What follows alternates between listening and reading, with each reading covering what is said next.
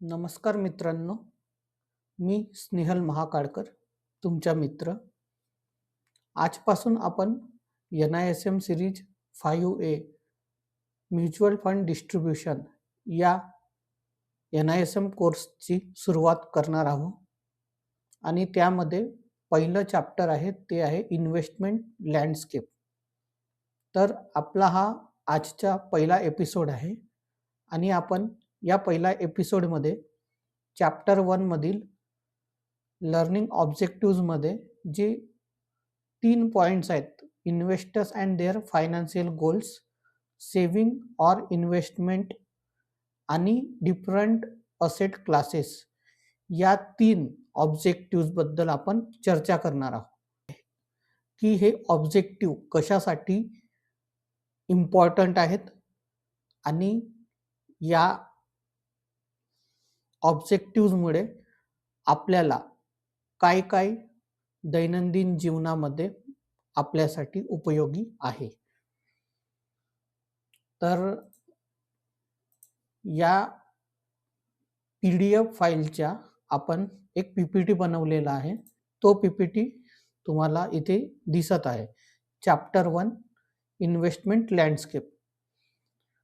तर यामध्ये goals and planning, the enemy inflation, risk versus return, asset classes, या प्रामुख्याने 4 पॉइंट्स आहेत. तर याबद्दल आपण बघूया. तर जेव्हा पण तुम्ही इन्व्हेस्टमेंट हे ऐकता तर तुम्हाला हे जाणून घ्यावं लागेल की इन्व्हेस्टमेंट का करायची आहे. म्हणजे बघा, आपल्या देशामध्ये इतकी लोकसंख्या आहे तर प्रत्येकाची गरज आहे ती वेगवेगळी असेल.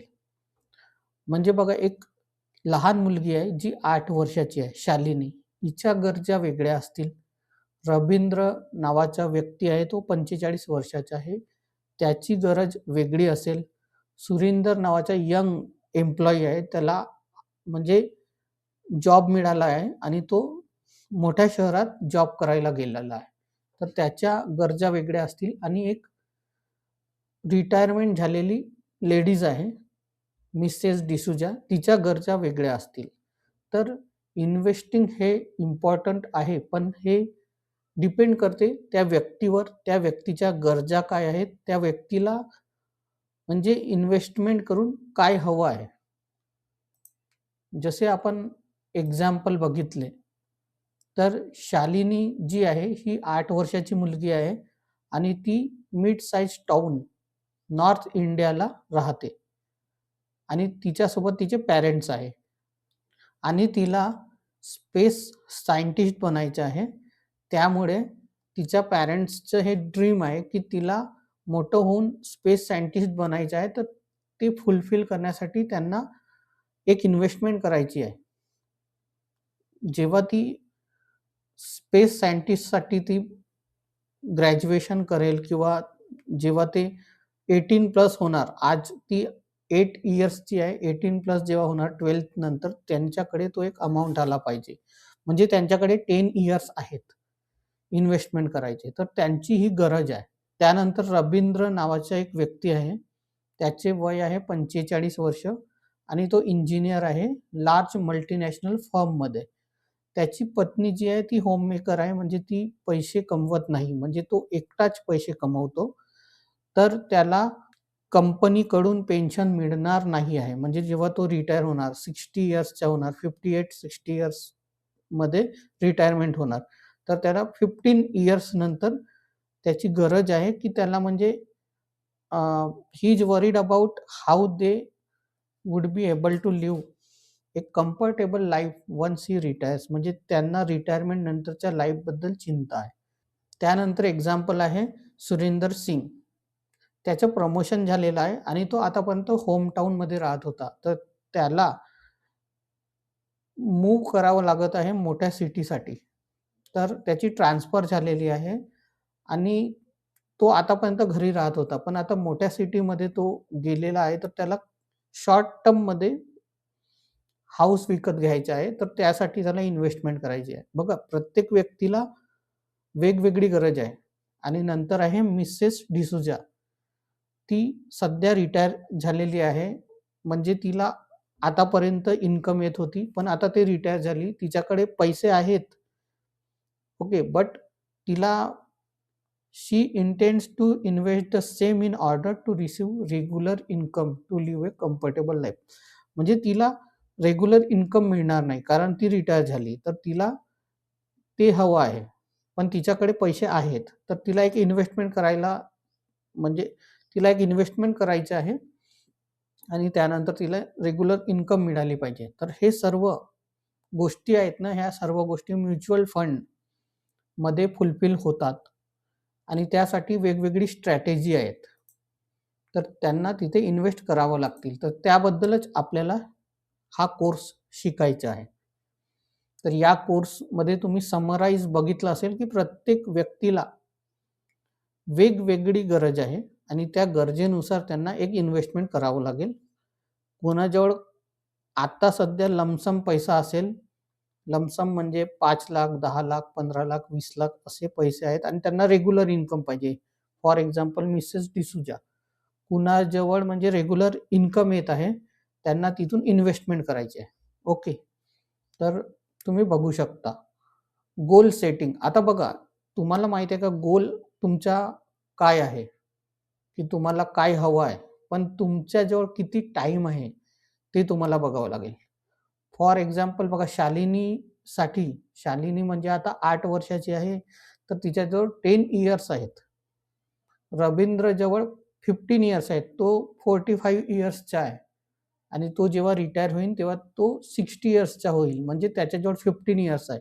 सुरेंदरजवळ शॉर्ट टर्म आहे. म्हणजे त्याला कमी वेळामध्ये घर घ्यायचं आहे. त्यानंतर मिसेस डिसूजा जवळ टाईमलाईन म्हणजे त्यांच्याकडे पुष्कळ टाईम आहे. त्यांना म्हणजे रेग्युलर इन्कम हवी आहे after retirement. Okay. The process. आपल्याला आयडेंटिफाय करावं लागेल इव्हेंटबद्दल. इव्हेंट म्हणजे कुणाला काय गरज आहे. नंतर प्रायोरिटीज. Need versus want. म्हणजे गरज काय आहे आणि पाहिजे काय आहे. म्हणजे सध्या गरज काय आहे आणि तुम्हाला पाहिजे काय आहे ते पण तुम्हाला बघावं लागेल. Assign amount and date. म्हणजे तुम्हाला अमाउंट पण असाइन करावं लागेल आणि डेट म्हणजे 10 इयर्स, 15 इयर्स किंवा 3 इयर्स. तर ते तुम्हाला बघावं लागेल. ओके. नंतर आहे द अर्जंट इम्पॉर्टंट मॅट्रिक्स. तर आपल्या जीवनामध्ये काही गोष्टी अशा असतात की ज्या अर्जंट पण असतात आणि इम्पॉर्टंट असतात. त्या फर्स्ट प्रायोरिटीमध्ये ठेवावं लागतात. जी म्हणजे एकदम अर्जंट पण आहे आणि इम्पॉर्टंट पण आहे. हा एक मॅट्रिक्स आहे. ह्या मॅट्रिक्समध्ये इन्व्हेस्टमेंट कुठे बसते ते तुम्हाला मी सांगत आहोत. सेकंड आहे नॉट अर्जंट पण इम्पॉर्टंट. यामध्ये इन्व्हेस्टमेंट बसत आहे. बघा, इन्व्हेस्टमेंट करणं अर्जन्सी नसते. असं नाही आहे की सगळ्यांनीच इन्व्हेस्टमेंट केलं पाहिजे म्हणजे एकदम केलंच पाहिजे असं राहत नाही. पण इम्पॉर्टंट आहे. इम्पॉर्टंट काय आहे? कारण की तुम्हाला नेक्स्ट पॉइंटमध्ये कळणार की महागाई कशी वाढते. महागाई वाढल्यानंतर बघा, जसं ते शालिनीचे एक्झाम्पल आहे. ती आता 8 वर्षाची आहे. तर तिला स्पेस सायंटिस्टमध्ये समजून घ्या, आज तिला 10,00,000चा खर्च असेल. पण जेव्हा ती 18 वर्षाची होईल तेव्हा स्पेस सायंटिस्ट करणार. म्हणजे त्यानंतर म्हणजे 10 वर्ष तिच्याजवळ आहे. तर तिला 10 वर्षामध्ये जो महागाई वाढणार आहे किंवा इन्फ्लेशन वाढणार आहे. इन्फ्लेशन त्याला इंग्लिशमध्ये इन्फ्लेशन म्हणतात आणि मराठीमध्ये महागाई म्हणतात. तर जो इन्फ्लेशन वाढणार आहे, तर तो तिला अर्न करावा लागेल. तिला तेवढा पैसा अर्न करावा लागेल. कारण की जर आज तिला ₹10,00,000 लागत आहे त्या शिक्षणाला, तर होऊ शकते की 10 वर्षानंतर त्याच शिक्षणाला 15,00,000 किंवा 20,00,000 पण लागू शकते. तर तिला तो पैसा, तिच्याजवळ जो पैसा आहे तो इन्व्हेस्ट करत राहावं लागेल तिच्या मम्मी-पप्पाला. Okay.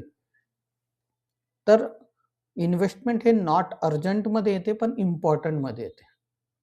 Okay. If ignored becomes a Q1 crisis. Okay. तर आपण ते नेक्स्ट याच्यात बघू. The silent enemy inflation. आणि हे इन्व्हेस्टमेंट का बरं करावं लागते? बघा इथे शालिनीचा एक्झाम्पल दिलेला आहे. Rise in cost of goods services over time. जसं बघा आता करंटली जर तुमचं 30,000 रुपये per month house hold expenses असेल, तर 10 वर्षानंतर ते एक्सपेन्सेस 53,725 होऊ शकते किंवा त्यापेक्षा पण जास्त वाढू शकते. इथे बघा 6% इन्फ्लेशन दिलेलं आहे. कधी ते 7 असते, कधी 5 असते. तर ते डिपेंड करते. पण आपण एक म्हणजे 6% पकडून चालू तर हा आकडा येतो. 10 वर्षानंतर तुम्हाला सेम एक्सपेन्सेससाठी ₹53,725 पर मंथ एक्सपेन्सेस तुम्हाला लागणार आहे. त्यानंतर बघा 20 वर्षानंतर तुम्हाला सेम एक्सपेन्सेस जर तुम्ही बघाल, तर तुम्हाला 96,214 पर मंथ इतका आकडा जातो. इन्फ्लेशन वाढत राहते. 6% नी दरवर्षी इन्फ्लेशन वाढत राहते, महागाई वाढत राहते. तुमच्या ज्या गुड्स आहेत, तुम्ही ज्या गुड्स बाय करता आणि त्यावर तुम्हाला सर्व्हिसेस, टॅक्सेस पण द्यावे लागतात. तर ते सर्व 6% दरवर्षी वाढत राहते.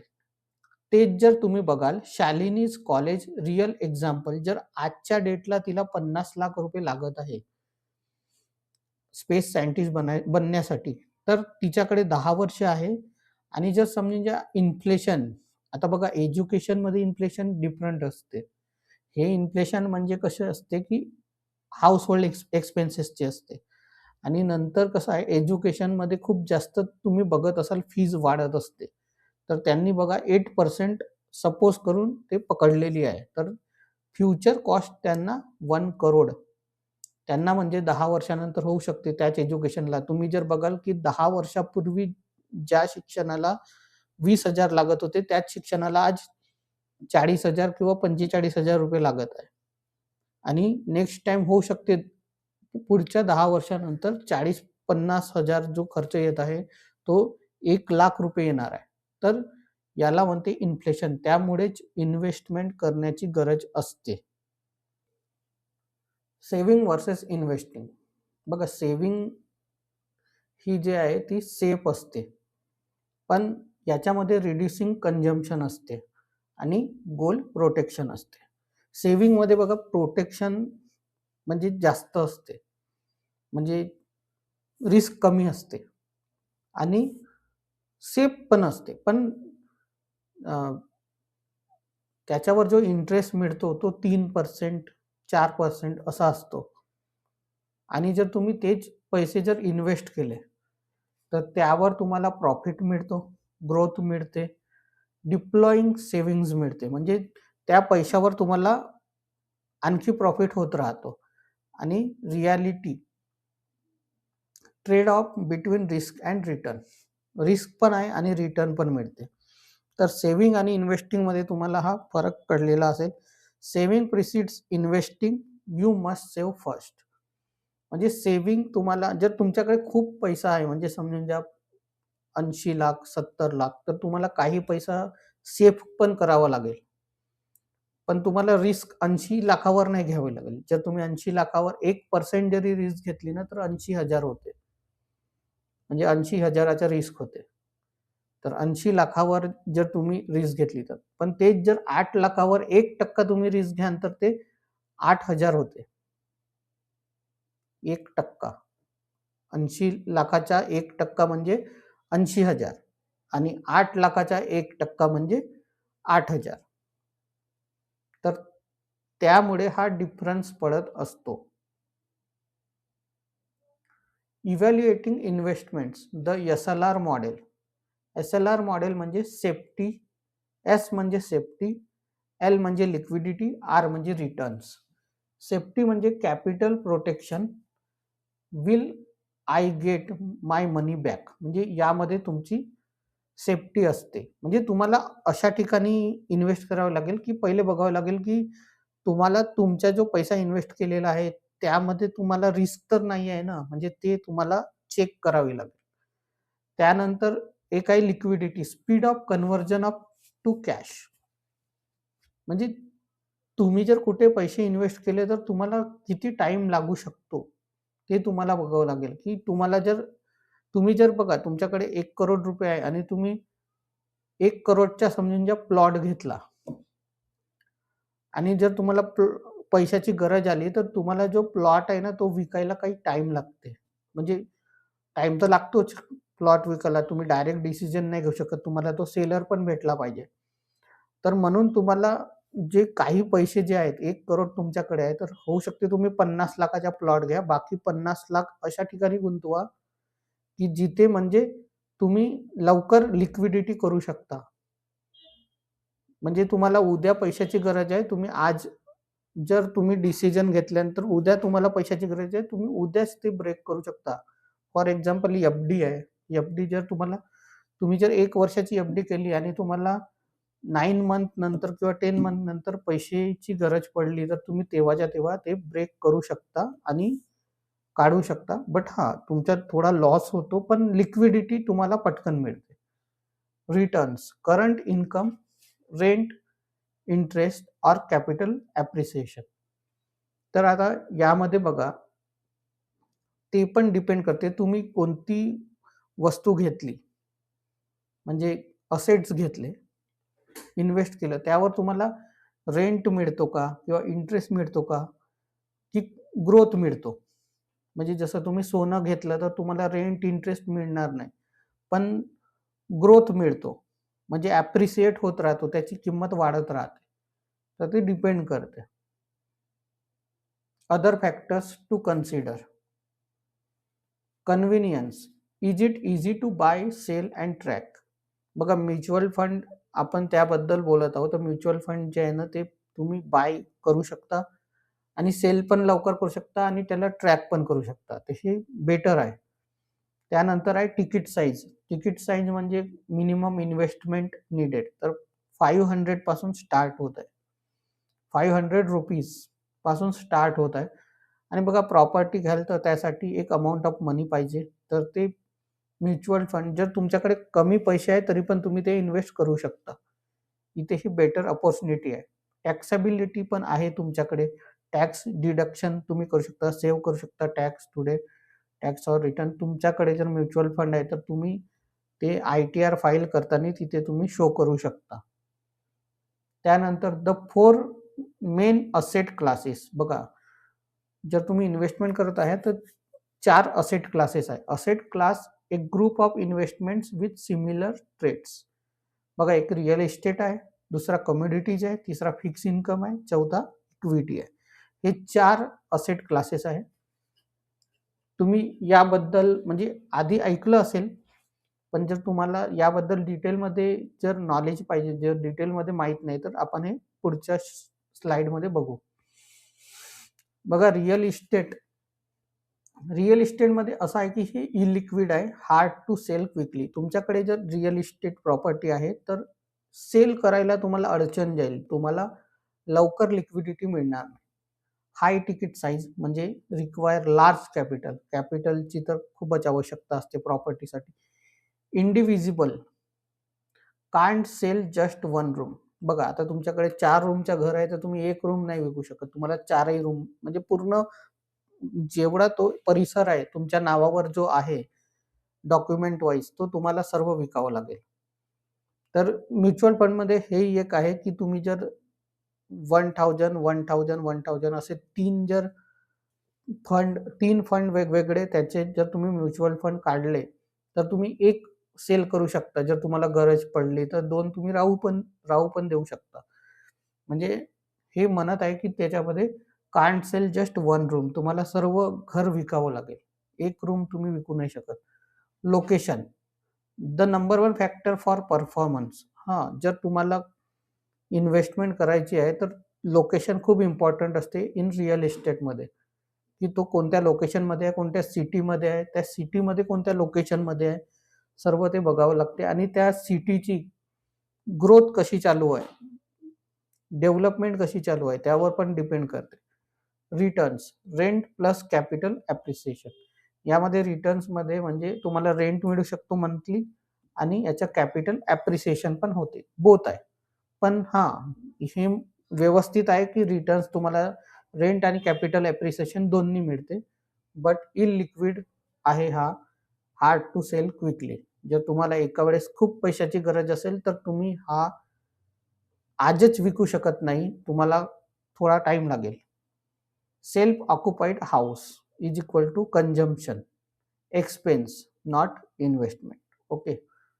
Commodities, gold and silver. तर इथे ट्रेड्स दिलेला आहे. Global asset, prices sync world wide. म्हणजे जर तुमच्याकडे सोनं आहे तर ते ग्लोबल असेट आहे. म्हणजे त्याची जे प्राइस जे डिसाईड होते ते ग्लोबल परफॉर्मन्सवर डिसाईड होते. जसं आता मागच्या 1 वर्षामध्ये सोनं आणि चांदी किती वाढलं हे सगळ्यांनाच माहीत आहे. आजच्या डेटला, आजची डेट आहे 19 जानेवारी 2026. चांदी म्हणजे सिल्वर यांनी एम-सी-एक्सवर, एम-सी-एक्स नावाचा एक इंडायसेस आहे. त्या एम-सी-एक्सवर सिल्वर आणि गोल्ड ट्रेड होत असतो. तर त्यामध्ये आजची जी सिल्वरची प्राइस आहे ती 3 लाख प्लस आहे, 3 लाख प्लस. तर तुम्ही बघू शकता 19 जानेवारीला. आणि गोल्ड पण जो आहे तो 1,45,000 प्लस गेलेला आहे. तर तो जो प्राइस आहे तो वर्ल्ड वाईड ट्रेड होत असतो. तर त्यावर अवलंबून असते. Safe haven, the final shelter when economies fail. देशाची जेव्हा इकॉनॉमी फेल होते तेव्हा त्यांच्याकडे हे शेवटचे मार्ग असते. हे जेव्हा ते सेल करतात तेव्हाच ते त्या रिस्कमधून, त्या इकॉनॉमी जर फेल झाली तर त्यामधून ते सर्व्हाइव्ह करतात. आणि इंडियामध्ये पण तुम्ही बघत असाल की सोनं आणि चांदी त्यासाठीच ते ठेवतात की जर शेवटी गरज पडली तर आपण ते विकून आपलं संसार चालवू शकतो. आपण पण सर्व्हाइव्ह करू शकतो. त्यासाठी आपण सगळ्यांना माहितीच आहे. तर हे गरजेचं आहे. Gold and silver. No regular income, no rent, no interest, only price appreciation. यामध्ये तुम्हाला रेंट मिळणार नाही, इंटरेस्ट मिळणार नाही. फक्त आणि फक्त या कमोडिटीजची प्राइस वाढत असेल, वाढत राहील. ते डिपेंड करते तुम्ही किती वर्ष याला होल्ड करता. जर तुम्ही 2026 मध्ये याला बाय केलं तर तुम्हाला 10 वर्ष, 15 वर्ष होल्ड करावं लागेल. तेव्हा तुम्हाला एक चांगला अमाउंट मिळेल तुम्ही जेव्हा सेल कराल तेव्हा. Risk, physical, purity checks and storage cost. Storage ठेवण्यासाठी कॉस्ट असते. बँकमध्ये तुम्ही बघत असाल गोल्ड आणि सिल्वर ठेवण्यासाठी लॉकर असतात आणि प्युरिटी चेक होत असते.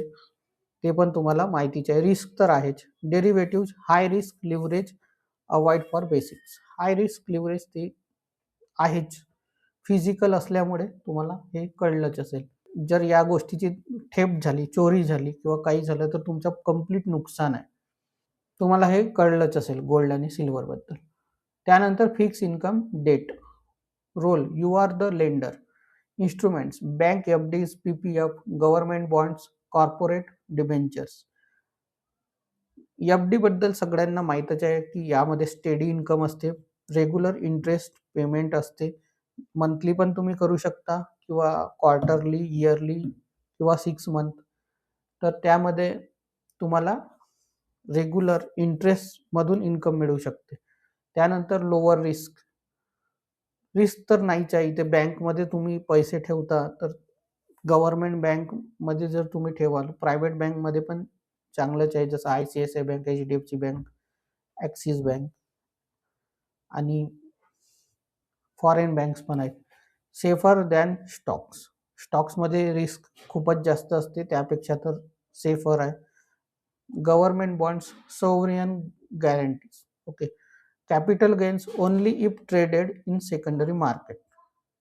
ठीक आहे. तर तुम्हाला बघा, कॅपिटल गेन्स तेव्हाच मिळणार जेव्हा तुम्ही गव्हर्नमेंट बॉन्ड्स, कॉर्पोरेट डिबेंचर्स ते म्हणजे जेव्हा सेकंडरी मार्केटमध्ये येणार. पण मॅक्सिमम करून बँक एफ-डीज, पी-पी-एफमध्येच आपण पैसा ठेवतो. तर याला फिक्स इन्कम असे म्हणतात. तुम्हाला हे कळलं असेल. त्यानंतर आहे fourth, equity stocks. You are a part owner. तुमच्याकडे जितके शेअर्स आहेत तुम्ही त्या शेअर्सचे ओनर असता. हे यामागचे उद्देश आहे. You are a part owner. Long term growth.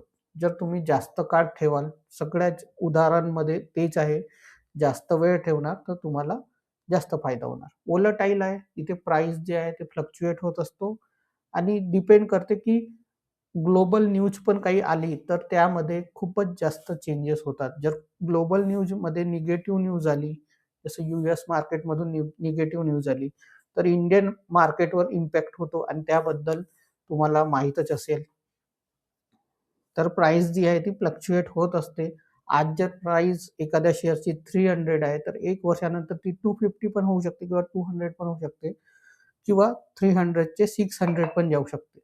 तर इथे असं आहे की रिस्क टू रिवॉर्ड रेशो खूप मोठा आहे. तुमचा पैसा जो आहे तो रिस्कमध्ये आहे आणि रिटर्न पण तुम्हाला मिळू शकतो. Inflation beater, historically best long term returns. Example दिलेलं आहे the evidence. Since 1979 Sensex grew from 100 to 66,000 July 2023 आणि आता सध्या 2026 सुरू आहे आणि तेव्हा तुम्ही बघू शकता की 80,000 प्लस पण गेलेला आहे. तर तुम्ही बघू शकता की 1979 मध्ये हा जो सेन्सेक्स आहे हा 100 वर होता आणि आता तो किती गेलेला आहे. तर तुम्हाला लाँग टर्ममध्ये बेनिफिट असेलच, बट तुम्ही बघाल की आज तुम्ही जर पैसे इन्व्हेस्ट केले तर होऊ शकते की 6 मंथ, 1 इयरमध्ये तुमचा लॉस पण होणार. बट तुम्ही जर 5 इयर्स, 10 इयर्स, 15 इयर्स जर तुमचे पैसे इन्व्हेस्ट करून ठेवले, तर तुमचा प्रॉफिट होऊ शकते. म्हणजे शक्यता आहे. कोणती कंपनी जर ती पण डिपेंड करते. आपण त्याबद्दल पण एक कोर्स आणू इक्विटी शेअर्स, इक्विटी स्टॉक्सबद्दल. मी त्यामध्ये तुम्हाला कंप्लीट सांगणार आहे. आणि NISMच्या कोर्समध्ये पण तुम्हाला कंप्लीट नॉलेज मिळणार आहे याबद्दल. Asset class, cheat sheet. बघा आता ही चीट शीट आहे, तुम्हाला आता माहीत होणार. असेट क्लास आहेत real estate, commodities, fix income आणि इक्विटी. रोल आहे बघा, रिअल इस्टेटमध्ये तुम्ही ओनर राहता, कमोडिटीजमध्ये तुम्ही ओनर राहता, फिक्स इन्कममध्ये तुम्ही लेंडर राहता आणि इक्विटीमध्ये ओनर राहता. इन्कम टाईप बघा, रिअल इस्टेटमध्ये रेंटकडून पण मिळते आणि कमोडिटीजमध्ये बघा रेंट पण नाही मिळत आणि इंटरेस्ट पण नाही मिळत. फिक्स इन्कममध्ये इंटरेस्ट मिळते आणि इक्विटीमध्ये डिव्हिडंड मिळते. कारण तुम्ही ओनर असता आणि जर तुमची जी कंपनी आहे ती प्रॉफिट करत आहे, तर ती तुम्हाला डिव्हिडंड देणारच आहे. डिव्हिडंड म्हणजे एक प्रकारचा तो लाभांश आहे. तुम्ही मराठीमध्ये तुम्ही समजू शकता लाभांश. रिस्क लेवल रिअल इस्टेटमध्ये हाय आहे, लिक्विडिटी म्हणजे तुम्हाला सांगितलंच आहे, इलिक्विड आहे. कमोडिटीजमध्ये मीडियम आहे, फिक्स इन्कममध्ये लो टू मीडियम आहे आणि इक्विटीमध्ये हाय आहे आणि व्होलॅटिलिटी तर खूपच जास्त आहे. इन्फ्लेशन प्रोटेक्शन, इन्फ्लेशन प्रोटेक्शनमध्ये रिअल इस्टेट गुड आहे. 10 इयर्स, 15 इयर्स नंतर तुमची प्रॉपर्टी सेल करत आहात तर तुम्हाला चांगला अमाऊंट मिळेल आणि इन्फ्लेशन वाईज गुड आहे. कमोडिटीजमध्ये गुड आहे, हेज आहे, हेजिंग ते आहे. फिक्स इन्कममध्ये लो आहे, जसं FDs वगैरे आहे त्याच्यामध्ये तर खूपच लो आहे. इक्विटीमध्ये बेस्ट आहे लाँग टर्मसाठी. ते मी आधीच सांगितलं आहे. 5 इयर्स, 10 इयर्स, 15, 20 इयर्स तुम्हाला इन्व्हेस्टमेंट करून ठेवावं लागेल. ते तर इक्विटीमध्ये बेस्ट आहे. Summary, the strategy, the wrong way, the pull approach, putting all money in one big fails due to mismatch horizons. ज्या प्रकारे मी आधीच सांगितलेलं होतं की जर तुम्ही तुमचा पैसा एकाच इन्व्हेस्टमेंटमध्ये पूर्ण टाकला तर तिथे रिस्क पण राहू शकते. जर तो रिस्क राहिला आणि तुमचा लॉस झाला तर तुमचा मोठा लॉस होऊ शकते. फॉर एक्झाम्पल तुमच्याजवळ 1 करोड रुपये आहे आणि तुम्ही त्या 1 करोड रुपयाचे इक्विटीमध्ये शेअर्स घेतले आणि नंतर मार्केट थोडं डाऊन गेलं आणि लाँग टर्ममध्ये मार्केट थोडा डाऊन राहिला तर तुमच्या 1 करोडवर रिस्क राहणार. तर तुम्हाला तेच त्यामध्ये करावं लागेल की तुम्हाला 50 लाख मध्ये एक प्रॉपर्टी घ्यावं लागेल. तिथे तुमच्या इलिक्विड मनी राहील. त्यानंतर तुमच्याकडे 50 लाख राहतील तर त्यामध्ये तुम्ही डिवाइड करा की तुम्हाला गोल्ड किती घ्यायचं आहे, त्यानंतर तुम्हाला स्टॉक्स किती घ्यायचे आहेत, तुम्हाला म्युच्युअल फंड किती घ्यायचे आहे, तुम्हाला तुम्हाला FD किती रुपयाची करायची आहे ते तुम्ही 50 लाख रुपयात ठरवा. तसं तुम्हाला एक समराईज करावं लागेल. The right way, goal based investing, match investment to goal horizon, short term goal, liquid safe assets. म्हणजे जर तुमच्या शॉर्ट टर्म गोल आहे तर तुम्हाला लिक्विडिटी बघावी लागेल आणि सेफ असेट्समध्ये पण इन्व्हेस्ट करावे लागते. लॉंग टर्म गोलमध्ये तुम्ही ग्रोथ असेट्समध्ये करा. लॉंग टर्म गोलमध्ये तुम्ही रिअल इस्टेटमध्ये पण इन्व्हेस्ट करू शकता. जर तुमच्या लॉंग टर्म इन्व्हेस्टमेंट आहे, लॉंग टर्म गोल आहे आणि त्यामध्ये तुम्ही इक्विटीमध्ये पण इन्व्हेस्टमेंट करू शकता. Plan goals, save, choose asset class, invest. तर हा आपला पहिला एपिसोड झालेला आहे. ज्या प्रकारे मी तुम्हाला सांगितलेलं होतं की 3 जे ऑब्जेक्टिव्हज आहेत, investors and their financial goals, saving or investment आणि डिफरंट असेट क्लासेस. हे 3 जे ऑब्जेक्टिव्हज आहेत ते या एपिसोडमध्ये कव्हर झालेले आहेत. नेक्स्ट एपिसोडमध्ये आपण investment risk measures and management strategies बद्दल बघू. तर तुम्ही या चॅनलला सबस्क्राईब करून ठेवा. जर तुम्हाला हा व्हिडिओ आवडला असेल तर या व्हिडिओला तुम्ही लाईक करा आणि तुम्हाला कोणताही क्वेश्चन विचारायचा असेल, कोणती क्वेरी असेल तर तुम्ही कमेंट करा आणि तुमच्या मित्राला हा व्हिडिओ शेअर करा. Thank you so much. Thank you so much for watching this video. Please like this video, share this video to your friends and relatives, comment your queries, and subscribe this channel.